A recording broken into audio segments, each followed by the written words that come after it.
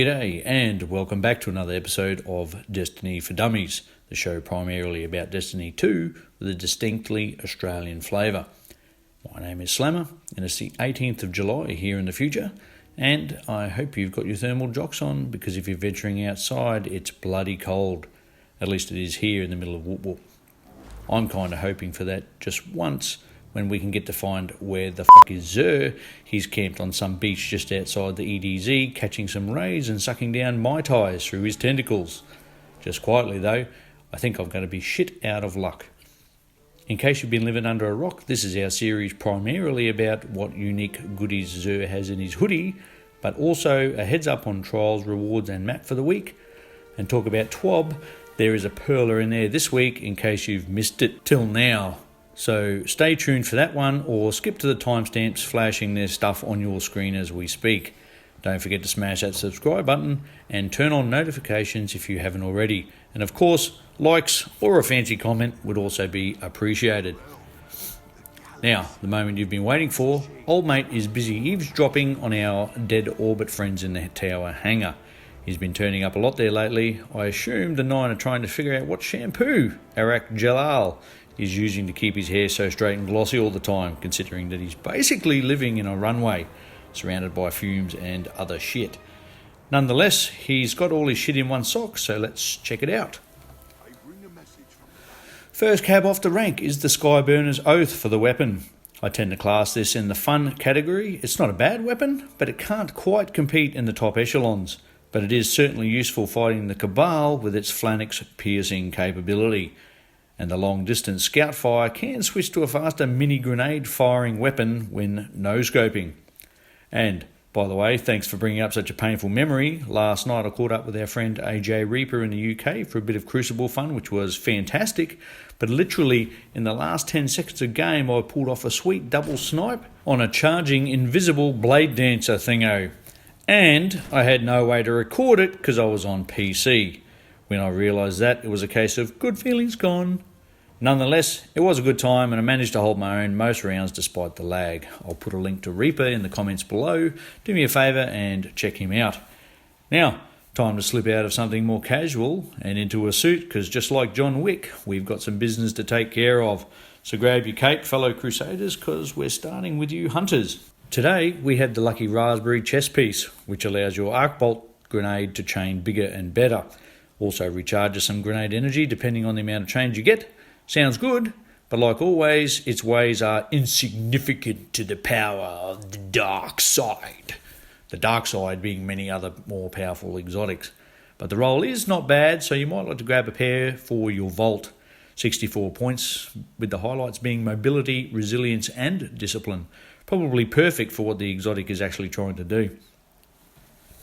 Next up, for everyone's inner space rhino, we have the Titan Peacekeepers. These buggers reload stowed subbies and they ready quicker, etc., i.e. handling. Another one for your vault collection as you'll pretty much only pull them out here and there. They've got 63 points with very high resilience and strength. Now, roll up, roll up, roll up. Sixpence to see the freaks. Space freaks, that is. Sometimes known as warlocks. You lot, you can grab a pair of the Vesper of Radius, which is nowhere near as cool as it sounds. This one sends out an arc shockwave when putting down your rift and recharges said rift energy quicker when surrounded. Sounds like a few shards to me, but hey, if you're a collector, pick one of these up since you're here. It comes with 65 points with high recovery and intellect scoring the bulk of that. Now, if you're feeling rich and happen to have a few legendary shards sitting around, whip a few out and pick up a faded engram. And just because everyone has a first video, for those that don't know, it'll give you an exotic piece you don't have on that class. Or if you already have everything, well, then you just get the chance of a duplicate, which might have a better roll. It probably won't. So I'd say just start getting used to life's little disappointments. Now, why don't we trottle on over to Trials HQ and have a yarn with Saint 14 to see what's going down in Hacker's Heaven. At least that's what I keep hearing. It does seem to be much more prevalent on PC, but it's one game, so I hope Bungie can sort these tools out because it's just not cricket. Anyway, old mate has confirmed a map this week is Pacifica, Shotgun Fest. I also gave him a bit of a kiss, a bit of a tickle, a bit of a dry hump, and he did let slip that the loot drops for this week. At 3 wins, we have the Scholar Scout Rifle. 5 wins will get you a chest piece, and if you're on PS4 and you haven't been DDoSed out, by the time you get to 7 wins, you can look forward to a pair of DACs, or pants for those that aren't in Australia probably. If you then survive the crest of the mountaintop, you'll find some gauntlets waiting for you at the lighthouse. Now don't be greedy, save some for me too. Good luck in there all, especially to my fellow Velocity clanmates. Now, finally onto the TWAB, and holy snappin' duck shit, did you hear about this yet? Destiny 2 Beyond Light has been delayed all the way till November 10, thanks again to some filthy diseases that just don't want to seem to fuck off.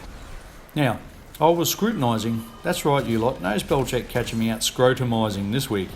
I was perusing, I'm a man of culture after all, the wonderful chaos of Twitter, and saw every man and his dog carrying on about the end of the world as we know it because of the delay. My thoughts are, since Daddo's not here to have his, well, I assume he lost my invite or something because, we're actually mates. We go way back and I've seen at least 3 of his videos, plus 2 thoughts, so 5. Anyways, my thoughts are that this just gives us all a chance to jump in on some other games that we haven't had time for because we're too busy grinding or failing on solo dungeons and stuff like that. Mate, there is a ton of cool things to play, or just have a break and watch some shows with your partner or something and be ready to go, because damn, the next season is going to be the best thing since sliced bread if you ask me. Speaking of which, segue time, my young bloke Falcon and I did record some audio yesterday on why we think it's a good time to come back to Destiny. There could even be some faces to names, depending if the screen cracks before we finish editing. Back to the TWAB. Basically, there will be some additional gap fillers like Season of the Lost, which will appear this season instead of the next one. Pro tip for dummies, grab yourself a broomstick sparrow if it's available this year. It is awesome for the Scourge Sparrow race being so skinny and zippy. So that's going to happen on the 6th of October. There's also going to be some extra infamy and valor, blah, blah, blah, blah, blah, and I think some extra iron banners. But wait, there's more. No, that's what it says. I don't know what the more actually is. Grandmaster Nightfalls become available from July 21, and they've upped the chance of various rewards depending on whether you get gold, silver or platinum, etc. I've got to say though, I still think it honestly may be more fun to just farm the quicker master level unless you're trying to get the Conqueror seal.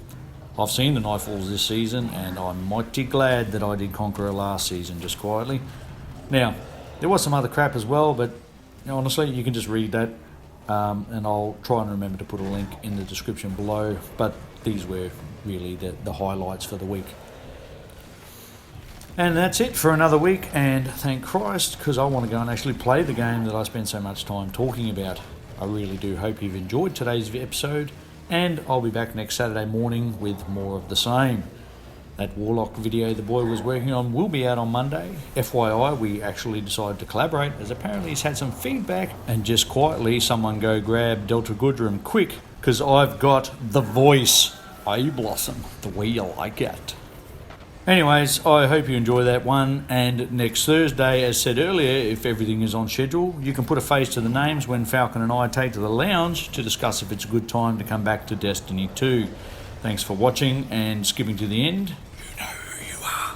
And don't forget to gently persuade that subscribe button, and hey, even one of those fancy comments to tell us what you'd like to see more of, or less, and be assured that it all does help us grow. So until the next time, grab your piece of string and your tin cans. You're going to need them on Monday when we see you again down under.